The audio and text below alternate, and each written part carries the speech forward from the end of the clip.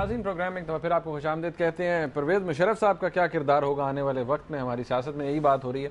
सेठी साहब, आपने कहा उन्होंने क्लैरिटी नहीं दी, माफ़ी मांग ली।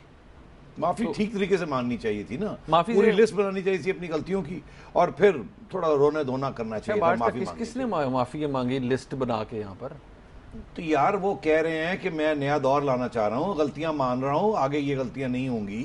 तो अगर वो अट्रैक्ट करना चाहते हैं, कोई नई बात करना चाहते हैं, तो फिर बात करें ना। नई तो नई बात उन्होंने कौन सी नई बात कर दी ना कि अवाम नए चेहरे देखना चाहती है। तो ये इनका चेहरा नया चेहरा है।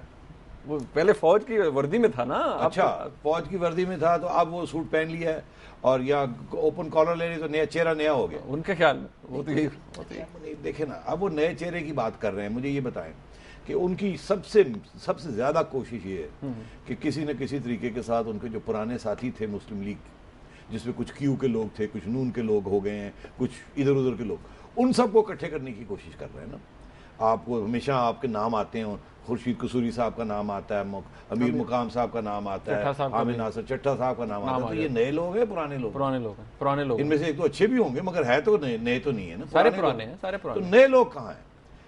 नए लोग तो कोई एक नजर नहीं आ रहा कि जिसकी कोई हैसियत हो। वो नसीम अशरफ साहब वहां पहुंचे हुए थे, शुक्र करे शौकत अजीज नहीं आ गए, वो आ जाते तो बिल्कुल ही सारे नए चेहरे हो जाने थे।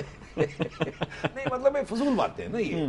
तो ये अगर आवाम के दिल पे इन्होंने हाथ रखना है तो फिर कुछ सच बात करनी पड़ेगी। अब इतनी सी बात की, उसके बाद इन्होंने और भी बहुत सी बातें कही, आपने दिखाई नहीं, जो कि मैं देख के काफी चौंक गया था। इन्होंने अपने एक मैनिफेस्टो की बात भी की थी, कहने लगे कि 3 एलिमेंट्स मेरे मैनिफेस्टो के होंगे। ठीक, कुरान एंड सुन्ना, ठीक है, बिल्कुल ठीक। वो तो सारे ही कहते हैं, अमल कोई नहीं करता। अमल कोई नहीं करता और सारे ही कहते हैं, और हर चीज में हम कुरान और सुन्ना को ले आते हैं। दूसरी चीज उन्होंने ये कहा कि ऑब्जेक्टिव रेजोल्यूशन, करारदाद मकासद, करारदाद मकासद। अब वो जियाउल हक साहब ने वो डाला था, एक बदतरीन डिक्टेटर ने, वो आपने कॉन्स्टिट्यूशन में डाल दिया था, ठोसा था, ठोस दिया था। और वो दिन है और आज का दिन हमारे गले पड़ा हुआ है, ठीक है जी। और किसी सियासतदान की जमहूरियत पसंद सियासतदान की हिम्मत नहीं होती कि उसको निकाल के बाहर फेंके।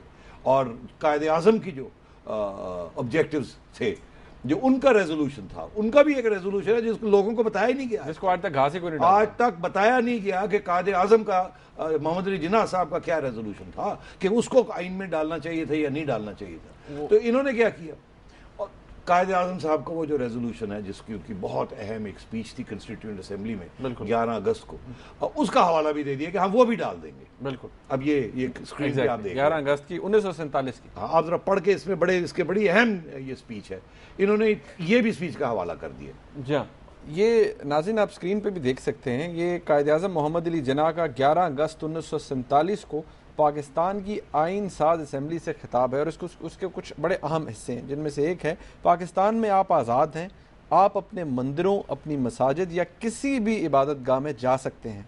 आप किसी भी मज़हब, ज़ात या नस्ल से ताल्लुक़ रखते हों, इसका रियासत के साथ कोई लेना देना नहीं। रियासत के साथ कोई लेना देना नहीं। मतलब है बिल्कुल जो बाद में इन्होंने ऑब्जेक्टिव रेजोल्यूशन आइन के अंदर डाल दिया, बिल्कुल उसके खिलाफ मुखालिफ है ना, बिल्कुल उसके खिलाफ है। हम एक ऐसे दौर का आगाज़ कर रहे हैं जहां मसावात है, एक कम्युनिटी का दूसरी कम्युनिटी और एक ज़ात या का दूसरी नस्ल का दूसरी से कोई फ़र्क नहीं है। हम इस बुनियादी असूल के तहत आगाज़ कर रहे हैं कि हम सिर्फ़ और सिर्फ एक रियासत के मसावी शहरी हैं। अब मेरा ख्याल है कि हमें अपने आइडियल के तौर पर अपने सामने रखना चाहिए, और वक्त गुजरने के साथ आप देख लेंगे कि मुसलमान मुसलमान नहीं रहेंगे और हिंदू हिंदू नहीं रहेंगे। मैं मज़हब की बात नहीं कर रहा, क्योंकि ये हर फर्द का इनफरादी मामला है, लेकिन सियासी लिहाज से एक रियासत के शहरी होने की हैसियत से। अब ये इससे क्लियर कट ऑब्जेक्टिव्स कायदे आजम साहब का रेजोल्यूशन नहीं हो सकता था। बिल्कुल, इससे क्लियर कट कि मुसलमान हम हैं, रहेंगे, लेकिन हमारा इनफरादी मामला है, ये हमारा इनफरादी मामला है। मगर रियासत सब उसमें इक्वल है। उसमें अहमदी सेकंड क्लास सिटीजन नहीं है, हिंदू सेकंड क्लास सिटीजन नहीं है, क्रिश्चियन सेकंड क्लास सिटीजन नहीं है। बिल्कुल। और ये जो फिरका परस्ती है, ये जो सारी शुरू हो जाती है जब आप इस्लाम की बात करते हैं या मजहब की बात करते हैं, ये तो और भी तबाही की तरफ हमें लेके जाती है। तो जिन्ना साहब को पता था कि अगर आप इसको उगर लेके आएंगे, इस किस्म की बात को लाएंगे तो तबाह हो जाएगा मुल्क। और आज वही हो रहा है जो जिससे वो खौफजदा थे। और यहाँ अच्छी बात क्या और बुरी बात क्या? अच्छी बात यह है कि शुक्र है मुशर्रफ साहब को कायदे आजम साहब भी याद आ गए और उन्होंने उनको 1/3 हिस्सा अपने आइन, अपना जो उनका मैनिफेस्टो है उसके अंदर लगा दिया। मगर बात तो होती ना, जब वो नई बात की बात करते हैं या नई शक्लों की बात करते हैं, तो वो जो ऑब्जेक्टिव रेजोल्यूशन का उसका जिक्र नहीं होना चाहिए था, कहना चाहिए था कि उसको निकाल दिया जाए और हम कायदे आजम साहब का जो ऑब्जेक्टिव रेजोल्यूशन है वो लगाएंगे हम। अब ये ऑब्जेक्टिव रेजोल्यूशन के ऊपर बहुत लंबी बहस भी हो सकती है और मेरा ख्याल है इसके ऊपर सेपरेट एक प्रोग्राम हो सकता है और लोगों को पता चले कि ये क्या चीज थी, क्यों इसको लाया गया, उसके क्या मकासद थे, सियासी मकासद क्या थे और क्यों कायदे आजम की जो बात थी उसको छुपाया गया और आज तक उसको निकलने नहीं दिया और आज ये पहली दफा है कि जिक्र आ रहा है उसका। अच्छा सेठी साहब, थोड़ा सा यहाँ इसको हम आगे लेके चलते हैं। एक तो ये क्योंकि क्या ये एक बात, अब सिंस इन्होंने दोनों चीज़ें शामिल कर दी हैं, ऑब्जेक्टिव रेजोल्यूशन भी शामिल कर दी, कायदे आजम की स्पीच के हिस्से भी डाल दिए, तो ये क्या नॉन स्टार्टर बन गया कि आप कंफ्यूज्ड हैं? बिल्कुल टोटली कंफ्यूज्ड, मौका परस्ती कि वो जो रिलीजियस लॉबी है उसको भी स्टेटस को की जो लॉबी है जो चीज को बदलना नहीं चाहती उसको भी जफ्फी डाले हुए हैं और इधर दूसरे लोगों को भी जफ्फी डालना चाहते हैं जिन्हें एहसास हो रहा है कि अब पाकिस्तान उस तरीके का पाकिस्तान नहीं चल सकता।